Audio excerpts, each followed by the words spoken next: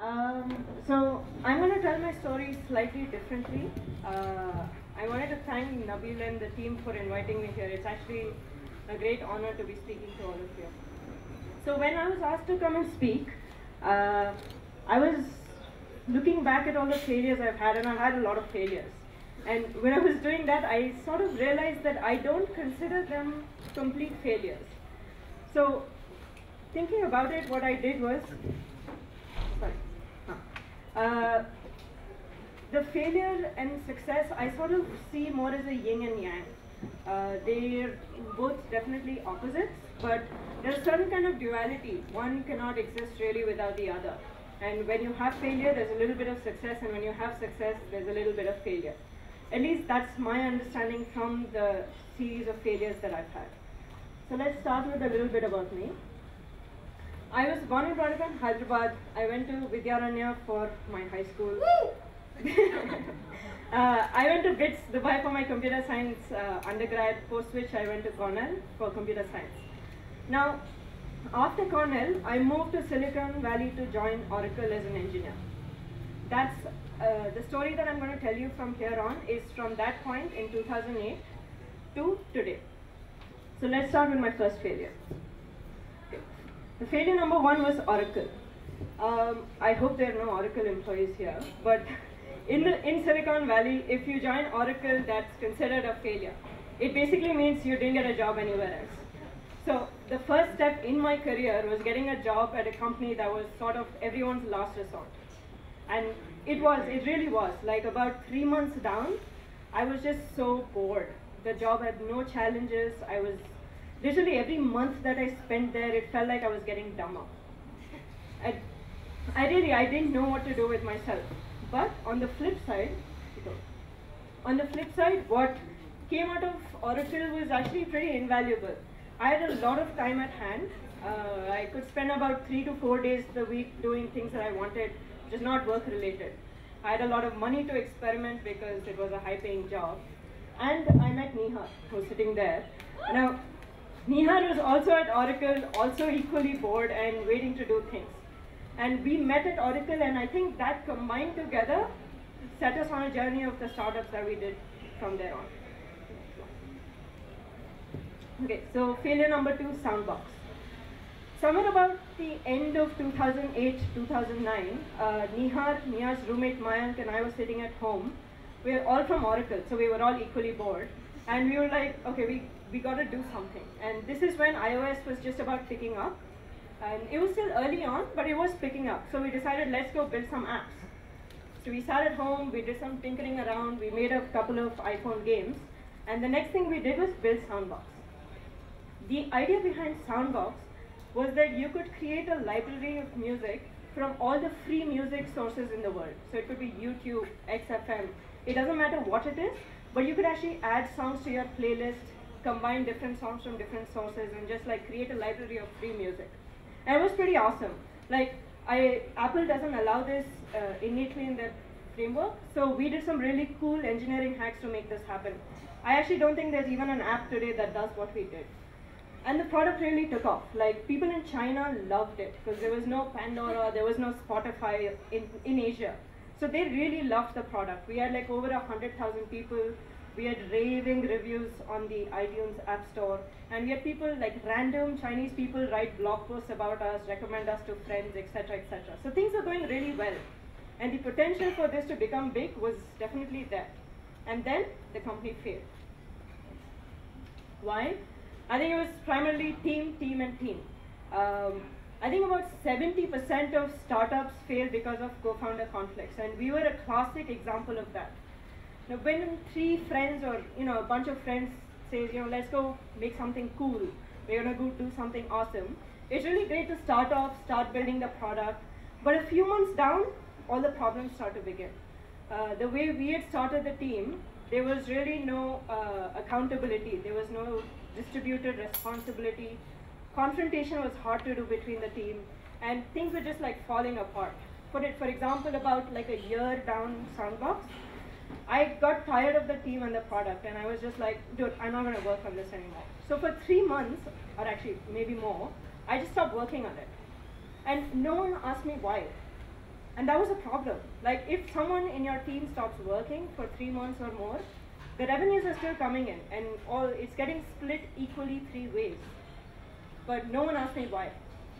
And I think we paid the price for that later on, because eventually things got so bad that we had to shut down. On the flip side, what I got out of it was team. The importance of team dynamics.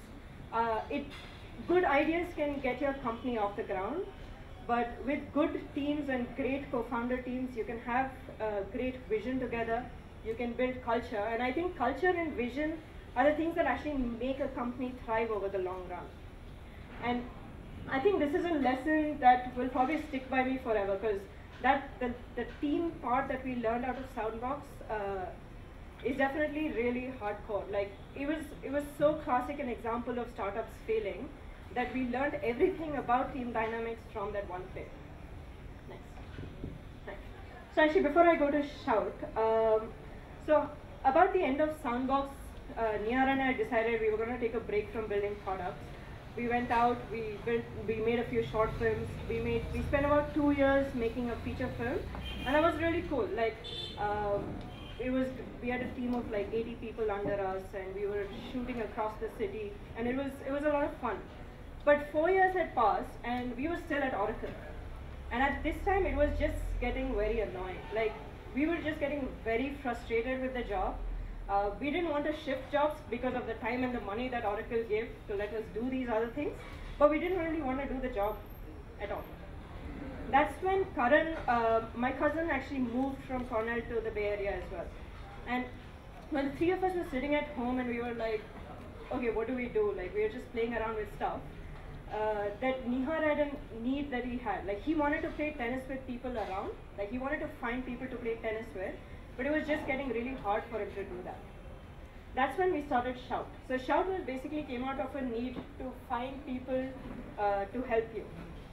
And the idea behind Shout was that it was meant to be a really easy way to ask for help. I think the name says it all. So if you want help, you just shout out for it. What the system does is it takes care of everything else. It finds the best people to help you, irrespective of whether it's communities or interests or profiles or whatever it is. So we essentially created a help social network, right? So okay, we started this. I actually quit Oracle the month that we started Shout. So for me, it was a pretty big deal. We went out, we built the entire social network product. We built a framework, we built the app, etc. And about 2 or 3 months had gone down. And then we realized that we needed to actually get people on board, right? And it was a classic example of what to do wrong. We built the product. So we built a product, but we didn't have a market for it. We spent about a year trying to find a product market fit. We iterated with Stanford students, with independent filmmakers, and then we finally hit the actual market, which is the Indian community in the Bay Area. And it started taking off really well. Like people were asking for all kinds of help, people were finding people to help them. It was just amazing. Like it took off really well, and at the end of 6 months, we had like a 70% help rate. So it took off really well. What we didn't realize was that the potential of the market was really small. There are really not those many Indians in the Bay Area or in the US itself. So at the end of the 2 months of Shout, what we had done is we had spent a year and a half trying to find the right product. So the speed was the biggest failure over there. We should have done that in like 2 or 3 months. And we spent a year and a half doing that. And the other thing is that we built a product for a market that was really limiting. So there was no way for it to be big. On the flip side, what happened is we found our third co-founder, Karan. So to me, co-founders are like people you get married to. So if you find someone good, you sort of keep them forever. So like Nihar and Karan are that for me. No matter what we do, these guys are always going to be part of that team. And the other thing we did was we moved to India because of visa issues. I had never imagined I would move to India. And just because of Shout, we had to move to India. And it actually brought us to the place that we are today with the company that we have. So the company that we're doing right now is Dr. C. It's a tech company in the healthcare space. I won't really get into how it started, etc., because I'm clearly out of time. But when we started this in early this year, late last year, we pretty much made sure that everything we failed with in the last startups, we did right on this one. So we got our core team absolutely nailed down right.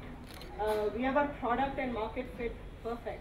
So we went out, we did our research, we tested certain things, we made sure the market was big enough, people actually wanted what we were building, etc. So we made sure that worked, and we made sure that there was speed, that we didn't spend a year and a half, 2 years on a failing product. So for example, our company right now works on weekly goals. So every week you have to grow based on the other week. Otherwise, there's something that you really need to look into. So speed has become a super big criteria of how we function as a startup. I'm sure we're going to fail. That's indefinitely true. But we just don't know where. But I think that's for maybe another talk. Next. So I think from 2008 to 2014, this is how I see my life. I've never actually succeeded anything, but to me, it's more like an upward curve. And the only thing that connects me from there to here are all the failures and everything I've actually gotten out of the failures, essentially.